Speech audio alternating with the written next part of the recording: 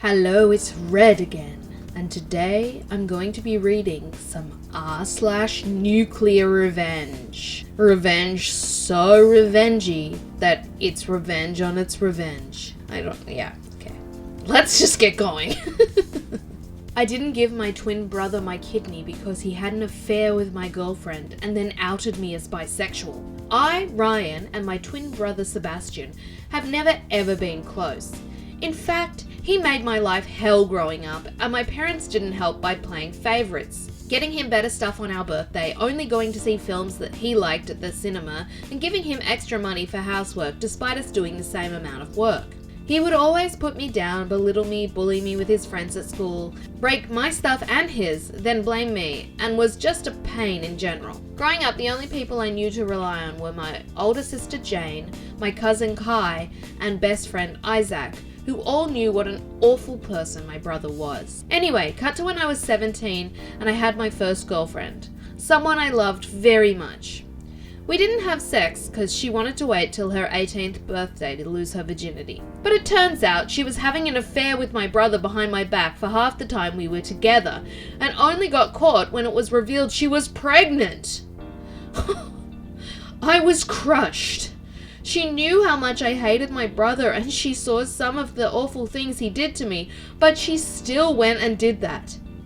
Cheating is bad enough, but to do it with him of all people. I punched him in the face and broke his nose and made him lose a tooth, but according to my parents, I'm the one in the wrong, and now we have to help this girl who's carrying my brother's child and have to support them. My brother then said he had no intention of being a father and told my girlfriend to get an abortion. She then ran out of town and I never saw her again. I don't know if she had the baby or aborted. All I know was that she was gone and my folks were still praising my brother as the golden child.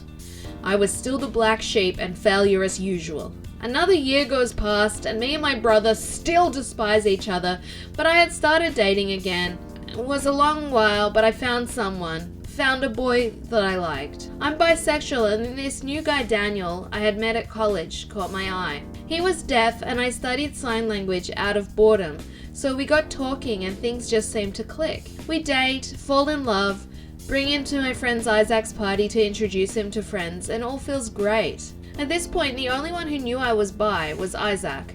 But one day, walking into a cinema holding my boyfriend's hand, I bump into my evil twin. He points, laughs, and says some homophobic remarks. I tell him to go screw himself, and I go to see a movie with my arm around my boyfriend. When I got home after dropping my boyfriend home, I knew I'd be facing something. As I walked through the front door, I saw both my parents on the sofa, my mother crying about how on earth she could have given birth to someone so disgusting. Oh my God. Was it too much to hope she saw the light and was talking about my brother? But nope, she was talking about me and how I'm a stain on our family's name. My father gets up to yell at me, spout homophobic remarks and slurs. At this point, I see my brother up the staircase with a crap-eating grin on his face. He then comes downstairs, says he's uncomfortable with sharing a room with someone like me, and my folks kick me out then and there. With what little clothes and money I had, I went to Isaac's house and his family took me in, where I stayed for 6 months, actually experiencing familial love and affection, and Isaac's mother and stepdad I consider my own parents now. Eventually me, Daniel and Isaac get a 2-bedroom flat together and all is good for the time being. So, cut to December last year. Me and my boyfriend, now husband Daniel, are married. Isaac was my best man. My sister and cousin Kai walked me down the aisle. I have a brilliant job in graphic design, have my own house by the sea, and life has never been better. However, I got a call from my sister that my brother was in hospital. I hadn't thought about him much in over the 9-year period since I was kicked out, but being reminded of his existence brought up a lot of painful memories for me. I was told by my sister that Sebastian wanted to see me and that it was urgent. So I went to the hospital he was in and met my sister outside the front entrance. I asked her what this is all about, but she doesn't tell me, and that I needed to ask my twin. So I arrived to where my brother is, who have my parents at his side, and my folks actually look happy to see me, as if what they did to me hadn't happened, and Sebastian also looked really pleased to see me. It's safe to say something was off.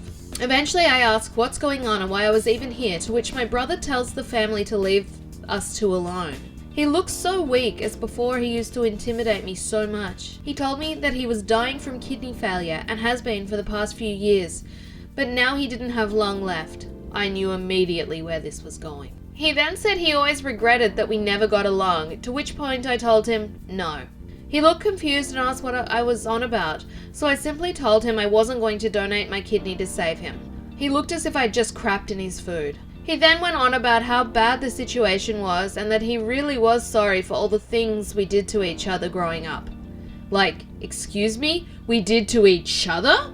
I told him that I just wanted a brother growing up that cared and loved me and wouldn't try and break me every day for 18 years. He then called in our mum and dad and told them that I wasn't going to give up my kidney. They then started to spout off that I owed them for my existence and that I have a duty to look after family. I asked them where that duty was when they kicked me out of the house, or where that duty was every time my brother gave me a black eye, or their duty was to look after their grandchild when Sebastian decided he didn't want to be a father. I said for all the things he's done, from outing me to having an affair with my girlfriend and abandoning his child, that this was the universe's and my way of finally giving back what he dished out to bite him in the bum. I then turned around and walked out of the room, having that be the last time I ever saw Sebastian again. Not sure why they'd want someone like me's kidney anyway. I walked past my sister, who gave me a look. I gave her a look back, and then in turn, she gave me a look that said, I understand. After leaving the hospital, I felt as if a great weight had been taken off my shoulders. I went home and never looked back, pleased with my decision. Now, last week I get a call from my sister calling to inform me that Sebastian had died. She asked if I was okay, and I said I was, that I didn't really feel anything in all honesty. She said she understood to a degree, as Sebastian hadn't been all that kind to her over the years either. I had my husband and Isaac there to support me. Honestly, at this point, Isaac may as well be our adopted child, since he's living with us till this whole situation with the world is over. The next day I was getting calls and texts from family members I hadn't spoken to in years, telling me that I was going to hell for being a bad son, being a bad brother, and loving men. And that me and my husband don't deserve children. Hubby and I have been looking into adoption and surrogacy. This makes me second guess my choice of not giving my brother my kidney. Even in death, he's making things harder for me. I did wonder if I was a bad person if I made the wrong decision, but I knew that if I was in that position, I would have been left for dead. Screw him.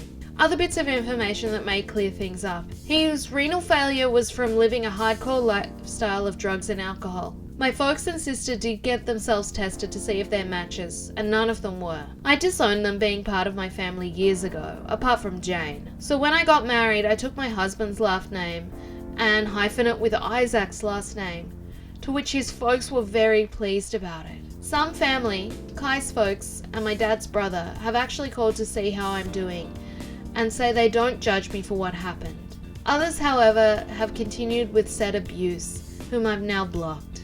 If he'd been a good brother throughout my life, I'd have done it without a second thought. I'd have done the same for Jane, Kai, Isaac, and my husband. But I felt he didn't deserve it. It's unlikely I'll ever see my parents again, and I'll make sure my children will never meet them. My revenge to them will be being a better parent than they ever were. Oh my god, this is such a sad story. Oh, it breaks my heart every time I hear about people being rejected by their family for something they can't control, like being gay. It doesn't matter who you love. You deserve love the same as anybody else. I'm so sorry for all of you who've gone through this. I know it's pretty common. I wish I could give you all a hug, because you are valuable, you are worthy, and you don't deserve to be treated like this. That was such a sad /nuclear revenge story. But I think sometimes it's important to hear about serious things, because unless you understand how the world really is, it's hard to find humor. Please give this video a like if you enjoyed it at all. And please subscribe to my channel because most of my stories are pretty funny and they're always entertaining. Thanks so much for watching today, guys. Go and give someone you love a hug.